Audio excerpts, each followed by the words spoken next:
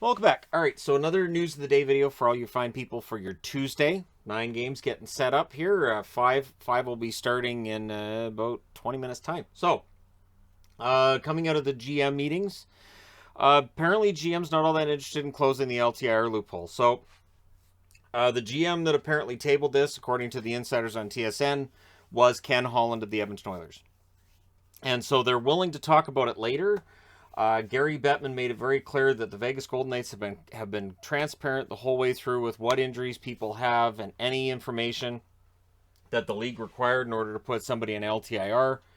And so last year was Tampa, this year it's Vegas, and so yeah, we will see what happens from here. But apparently there's no movement by general managers towards some kind of change in how all this is regulated and policed. So yeah, that's going to be discussed later. Another item that was on the board and I did not actually mention this morning is at the next World Cup there will not be a Team North America, nor will there be a Team Europe. It was honestly I didn't understand the point of having two Team Canadas and Team USA's and one of them being a combination of the two. I guess the NHL wanted a maximum number of star players there, but they're going to it'll be an 8-team tournament, 8 countries. And so that's the plan in 2024. Gary Bettman, when asked about Eugene Melnick's passing, his statement is that he'll be in contact with Melnick's daughters regarding the estate and regarding the team.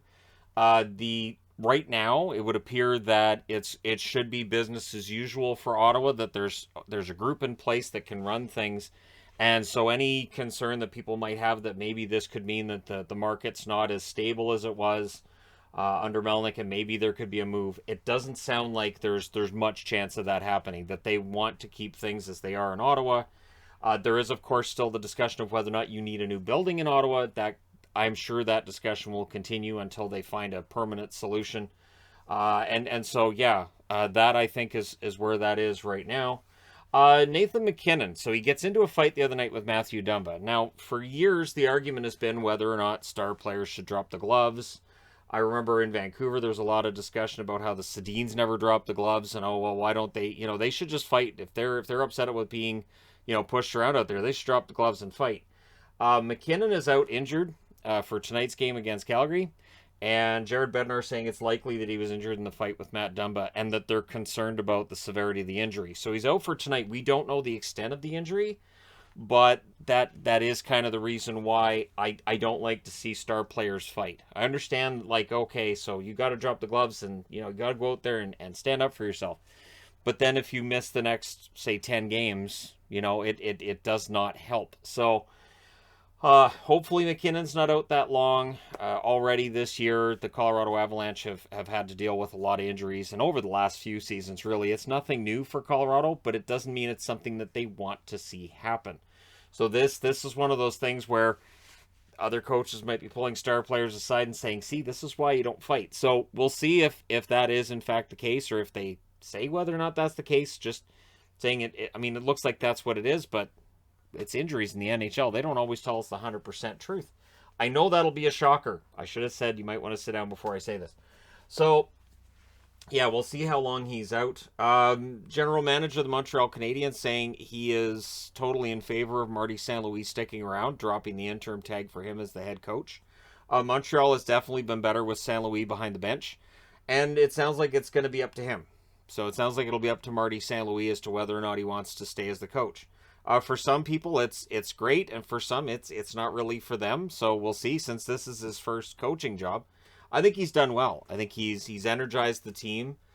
Some of the results over the last few weeks may not be where you want them to be, but the team still seems to be headed in the right direction. And so, yeah, if St. Louis wants to stick around, it reminds me of Jim Nill with Rick Bowness, where it was Bowness's call. If he wanted to stick around, he could, and if he didn't want to stick around, they understood that as well. So, yeah, my guess is he probably does stick around. Now, for people wondering about an update on Kotkaniemi, according to Rod Brindamore, there is no timeline yet with Kotkaniemi's injury after the hit from Eller last night. It sounds like that could be a rough one. So that injury could keep him out for a while. So, yeah, and that, again, is one of those things where Eller's kind of finishing his check. But Yeah, and that's where that discussion comes up as well. There's only a couple seconds left on the clock. We've had that discussion already this year about playing right to the buzzer and all of that fun stuff. But if they're without Kotkaniemi for a while, the good news is Carolina has tons of depth to absorb that loss. The bad news is they have an 8-year contract on Kotkaniemi, so you want him to stay as healthy as possible because that contract hasn't even kicked in yet. So, hoping for the best for Kotkaniemi. Miro Heiskanen, good turnaround for Heiskanen, dealing with mononucleosis. He returns to the lineup for Dallas tonight, which is good because Dallas is going to need him.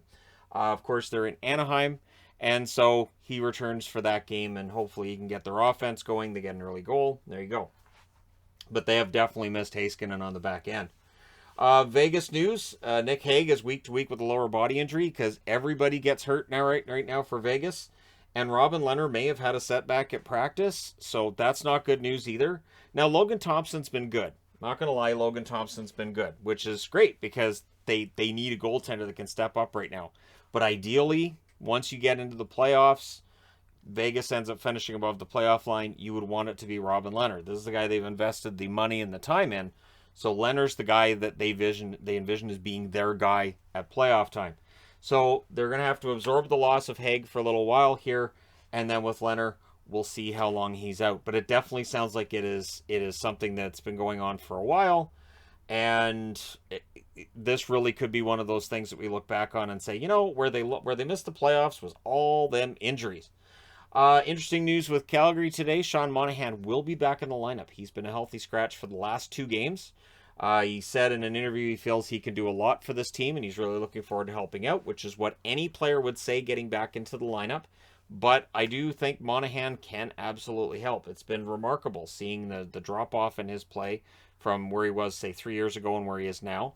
And he's not that old either, so absolutely he may very well get his game back. It remains to be seen whether or not that'll be in Calgary or whether or not that could be somewhere else.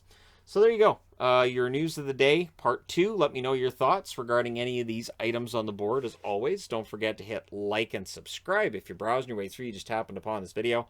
Thank you guys so much for watching, for all your support. I will talk to you again soon.